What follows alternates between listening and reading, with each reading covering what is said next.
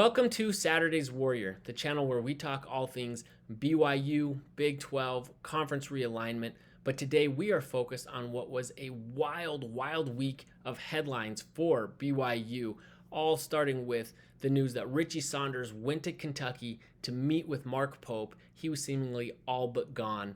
And then we had tons of things happen throughout the week, including what we showed in the cold open, BYU beating Utah in walk-off fashion in baseball, and then ending the week with the NFL draft. And so we thought the easiest way to summarize all of that would be go through and look at these headlines via tweets. There's a lot to cover, so we're going to get into that. But before we do, please be sure to like this video and subscribe to the channel.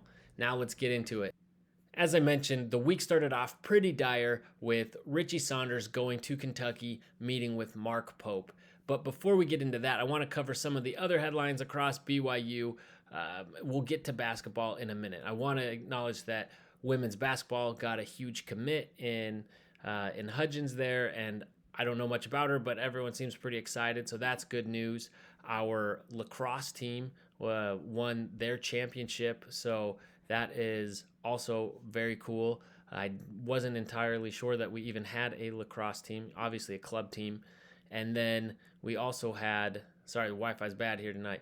The golf team, men's, were really showing out early in the tournament. In the end, they kind of fell off and didn't ultimately win, but they had a great showing early throughout the week in the Big 12 tournament, so good on them. Now let's move over to football, because there's a few major headlines this week. Zach Wilson finally getting traded from the New York Jets, albeit to the Broncos. So went from one troubled franchise to another, but obviously he's got a very good coach in Sean Payton in Denver, and what's even better is he has a chance to potentially start and play some games there and perhaps rejuvenate his career. So that should be all welcome news for Zach Wilson, and just the fact that he's able to get out of New York and away from that Jets organization where so many quarterbacks have gone to been drafted and ultimately ruined their career. So good on him. I'm excited. It should go pretty well. This was a head scratcher for BYU football. Hillstead coming, so now we've got about 37 quarterbacks on the roster.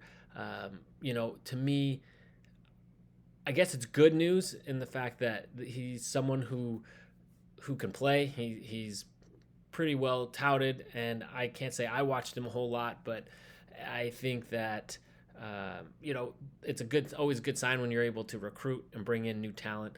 But the downside is, as mentioning here, Bohannon and Retzlaff, who were basically fighting it out for QB1 spot. It shows that if they're bringing in this other guy, that perhaps they aren't fully confident in them. Now it's always good to bring in more depth, but we certainly have a ton of QBs on the roster, and so the fact that we're bringing in another one, really, I wonder what that says about the existing guys on the roster, and so that is a little bit worrying. But again, it's a quality QB there, so if he can play and he's going to help BYU win games, then obviously that's a good thing. Now getting to the big news of the week, which is why we started with football, so we could talk about the draft. Kingsley Suamataia was drafted at the end of the second round, and more importantly, he is going to the Chiefs. Andy Reid certainly loves him, some BYU players, and this is more or less where Kingsley was expected to go. There was a small chance he made it to the first round, but really second round was where he was projected, possibly even the third. So end of the second round feels about right, and he's going to obviously a very good organization. And the fact that they took him early, I think, means that they believe that he can play and start playing immediately. So great on him, and it's always good to see guys drafted to quality organizations, unlike the aforementioned Zach Wilson. So really look forward to seeing Kingsley, albeit in red, but in the pros next year. And here was, as of I last saw updated, all the other guys. So Kingsley was the only guy drafted, which was a bummer, but it was expected. But all of these other guys signed pretty quickly with teams. We got Keaton Slovis with the Colts, Aiden Robbins with the Browns, Isaac Reck Rex with my Lions, so that's good. Max Tooley with the Texans, and then Ryan Rico, another Cougar, with the Chiefs. What I thought was interesting is Ryan Rico, who was projected as potential draft pick, even as a punter, was not the first of these guys. Like all these other guys, announcements came out, it seemed right away. As soon as the draft was over, they're signing here and there. And Ryan Rico was, at least as far as I saw, was one of the later ones of those guys. And I wonder if, why that is. Perhaps it was because he was more sought out and had multiple offers. And so he got to sift through those and find the best one for him. Obviously, ending up with the Chiefs is great because they are a good organization. And if he's got if he's going to be out there playing, he's got a chance to play in some very meaningful football games. So pretty eventful news for BYU football in what is the off season, but some good news overall, and we're excited to see where the football programs go. But now we're getting back to basketball and this dreaded report of Richie Saunders going to Kentucky. This was just not the best way to start my week off. And then it got a little worse when we, the official announcement and signing and everything of Colin Chandler at Kentucky. It was made official. Not that I really ever doubted, thought, oh, maybe he's going to change his mind and go back to BYU, but I didn't think that was going to happen, to be clear. But just the fact that it wasn't official yet, and then to see it official just kind of drove it home that, we're never going to see this guy play for BYU after waiting so long through his mission. That is still a bummer. But then we got this awesome news. Brody Kozlowski. Now, I'm not in Utah. I don't follow Utah high school hoops at all. But there's a lot of guys that have some very good things to say about him. He was committed to USC, and now he is going to be a Cougar. And what's interesting about this is that the chain of events that led to BYU getting a new head coach really all went back to USC's coach leaving for SMU, and that was probably what first got him interested in saying, okay, let me start looking at other offers. Without that, who knows if he even ever opens up his offers and decides to look at BYU. Maybe he's just settled on at USC and goes there. But because of that chain of events, Mark Pope leaves, everything. We've got Kevin Young, and maybe he was the difference maker. Who knows? But we've got this new recruit. So we won't ever see Colin Chandler playing for the Cougars. But now we've got our new recruit, and I got to get used to this Brody Kozlowski, and very excited about that. And it really shows that BYU, even though we got a gut punch earlier this month, that Kevin Young is really getting things going, and so very good sign for BYU. Like I said, there was ups and downs. We saw Atiki. After hearing that, Atiki's leaving, or at least in the transfer portal, and that is a bummer. Now, I know he didn't play a ton this last year, and in many ways, he's still a bit raw and doesn't fit the system as well. But when Khalifa already left and we're short on big men, this is a hit. We're still not sure at this point who of our transfer portal guys are coming back. And on the bright side, again, he didn't play a ton. From what I've heard is that it might be kind of a mutual decision between coaching staff and Atiki. And also, there's a chance that perhaps he always comes back and provides depth as he did this last year. I mean, don't forget, there was a game, I can't remember which one. It may have been Texas Tech. I can't remember now. Let me know if you know what I'm talking about. But just things weren't working late in the second half, and Pope was just like whatever and threw in Atiki for a long stretch just to change it up. And it was working. I think the change of pace and this energy guy coming in really helped. So, again, it never hurts to have depth, and BYU certainly needs, whether Tiki comes back or not, some more depth there as some more bigs.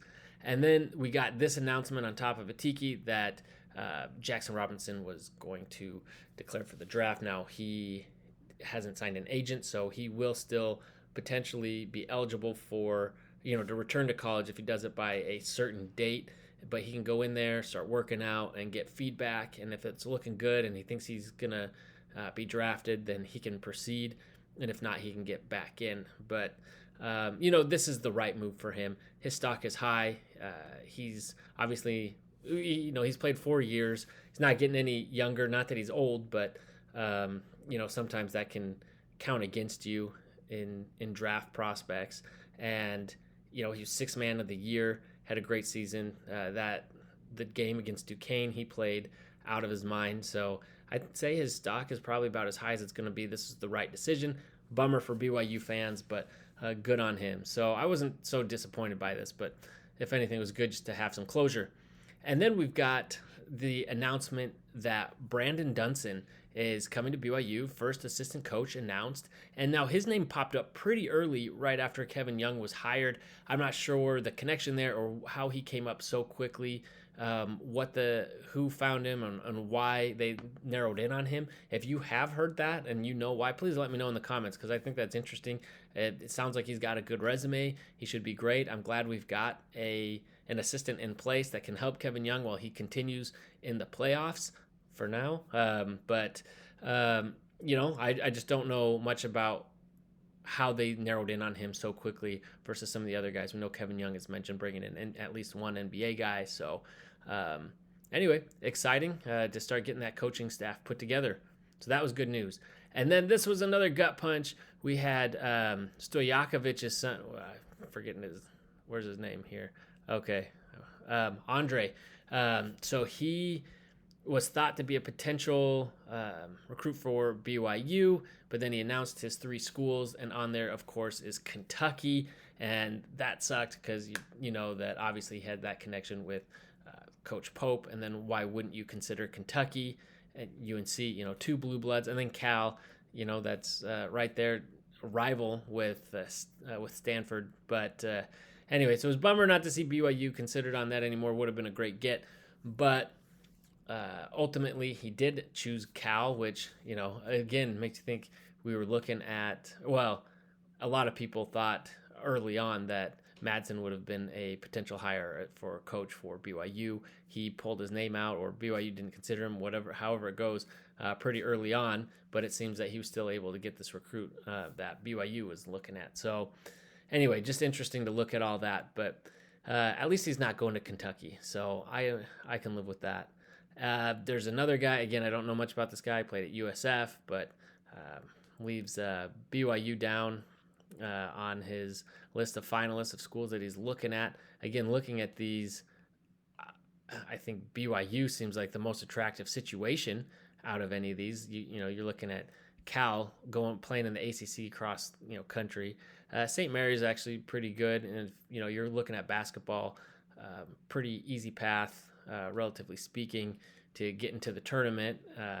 But these other ones, like a lot of uncertainty there. Mountain West, and this is also G5, and so I would think BYU would seem attractive in many ways, but again, it's not for everybody. So let's see here.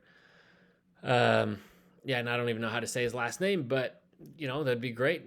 Again, I think more than anything, not knowing much about this guy, but just knowing that BYU is being active and still recruiting. So that's great. And then it was, I think, Thursday night, we get the word that Richie Saunders is in. This was fantastic news, considering the way that the week started with, really sending us into dread, like, oh no, he's leaving. It's not looking good for Dallin Hall. He's got like a million schools that he's looking at. He's been off golfing in Creighton with, what's his bucket that played at Utah State. And so, seeing this just made me rest assured so much, and seeing that we got that new recruit this week. We've got a coaching hire. Sure, we lost a Tiki. There's Jackson Robinson, but we got Richie Saunders back, which feels like, he came off the bench, may or may not start this next year, I don't know, but he just feels like the lifeblood of this team. He just embodies everything that the fans want to see from this team. So getting him back meant so much, especially when he could have gone to a blue blood program and gone to play for Mark Pope. So it's good to see Kevin Young out there working, keeping his guys, and to follow up with that the next day, run it back, we got Dallin Hall as well. So the fact that we're getting those 2 guys back just feels felt crucial for BYU after getting a replacement for Mark Pope, getting Coach Young in, and the fact that he's in the playoffs, still keeping these guys, bringing in a high-level recruit from high school ranks for this next season is just outstanding. And here it is, these guys, Coach Young took them down to see the Phoenix game, and there Devin Booker is, and maybe that's some of the appeal to get these guys, the access to these NBA players. We're seeing it pay dividends already. One thing that I think is interesting is it could just be the angle, but is Devin Booker taller than our center? I mean, I know that Foose isn't the biggest guy, but man, he looks pretty big out there when in these college games, but seeing him against NBA players and up against an NBA guard, and that they're roughly the same height is I just think interesting. It goes to show just how big these NBA guys are. So anyway, then the fact that our coaching staff was reaching out to Pop Isaacs, who had the games of his life, it seems like, against BYU, coming out of Texas Tech. He's had some issues off the court, so it was surprising that was somebody, but certainly a talent. So getting Dallin Hall back and still reaching out to Pop Isaacs, ultimately he is not going. He's going, I forget all of a sudden, but actually out of the Big 12, I believe, and not to BYU. So again, maybe not a great fit. I don't know how much of that was influenced by Dallin Hall coming back, but just the fact that Kevin Young was out there mixing it up with all this talent and trying to get guys to the program, I think speaks volumes again so much. And then here it is, just officially made an official. We got Brody Kozlowski in the house, and so now he's officially a Cougar, and we can move on with that chapter, and Spencer doesn't have to worry about letting his name slip on air anymore. And then we get this word: Jackson Robinson will enter the transfer portal. And at first I was like, wait, he's coming out of the draft, but entering the transfer portal. And Jerem's tweet here sums it up nicely, basically just pointing out that he's just keeping options open. So he's getting in the draft, but not hiring an agent, so he can come back to college if he needs to. And he's getting in the portal now, while that, keeping that opportunity open as well. So if he does come back, he can look at various offers. Now, would he want to come back to BYU? I don't know. He was definitely a Coach Pope guy. He may and most likely will have offers elsewhere. And so I can't blame him for shopping around. I didn't blame the other guys, but it would be a bummer to see him not go to the draft when, one, I think it's probably the best decision for him, but then to two, come back to college ranks and then not play for BYU would be such a bummer. We'd love to have him back, but hopefully it all works out well for him. And then, I got Kingsley on here again, and I think that was it. I might have another.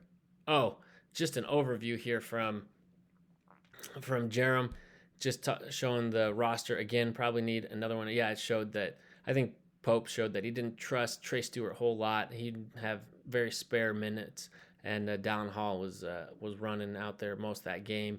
Biggs, we'll definitely need at least one more, but probably two, especially with the Tiki gone, which was kind of your backup insurance, and with Davis being young. It would be good to get some more guys in there. And then wings. We just certainly have a lot of wings.